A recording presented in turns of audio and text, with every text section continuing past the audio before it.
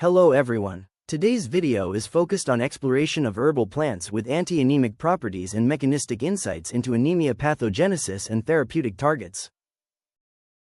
Let us start with the biological definition of anemia.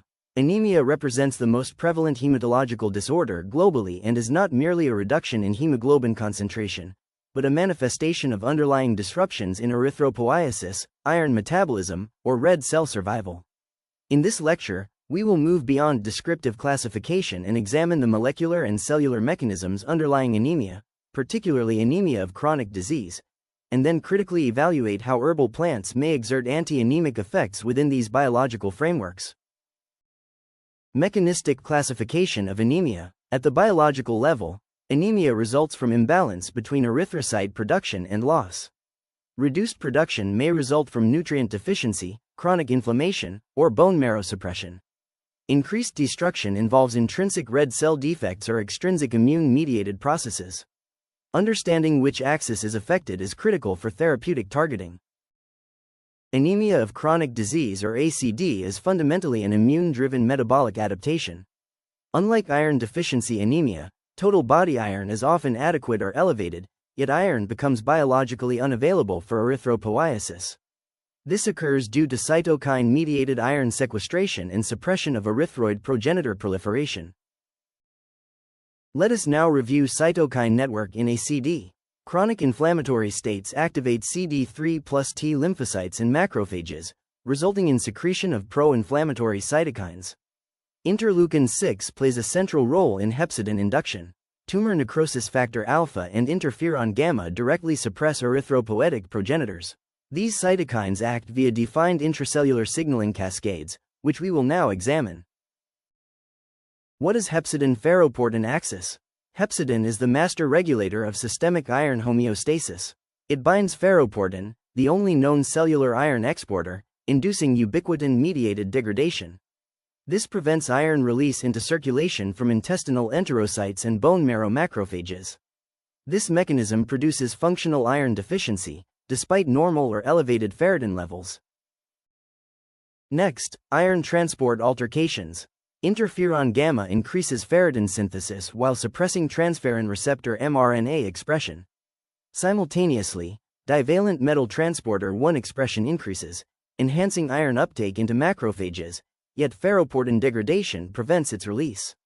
Thus, iron is trapped intracellularly, leading to paradoxical high ferritin and low serum iron.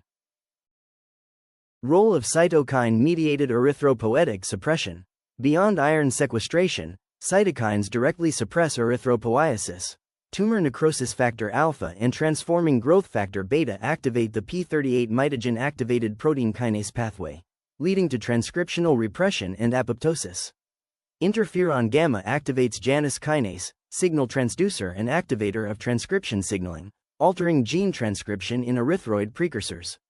This dual mechanism, iron restriction plus marrow suppression, defines ACD.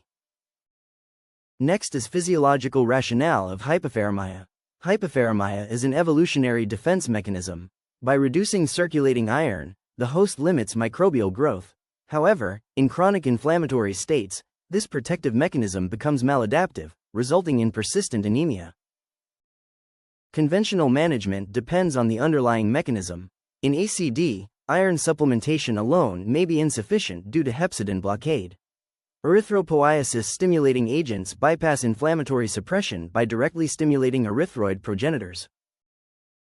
Let's take a look at the rationale for herbal anti-anemic agents. Most herbal studies use phenylhydrazine-induced hemolytic models or plasmodium models. Therefore, proposed mechanisms include reduction of oxidative hemolysis, iron supplementation, anti-inflammatory modulation, hepatic support affecting iron metabolism. However, mechanistic evidence remains largely preclinical. Trigonella phonum graecum. Phenylhydrazine induces oxidative destruction of erythrocytes. If Trigonella improves hemoglobin levels, mechanisms may involve antioxidant flavonoids reducing oxidative membrane damage and possibly enhancing erythropoiesis. Moringa oleifera contains iron and micronutrients essential for hemoglobin synthesis. Vitamin C enhances non-heme iron absorption by reducing ferric to ferrous form, potentially improving bioavailability. Glycyrrhiza glabra. Since hepcidin is hepatically synthesized, hepatoprotective herbs may indirectly modulate iron metabolism. However, direct evidence of hepcidin modulation remains limited. Curcuma longa. Curcumin inhibits nitrogen monofluoride kappa B signaling, reducing interleukin-6 production. Hypothetically, reduced interleukin-6 may decrease hepcidin synthesis, potentially improving iron mobilization, though this remains to be clinically validated.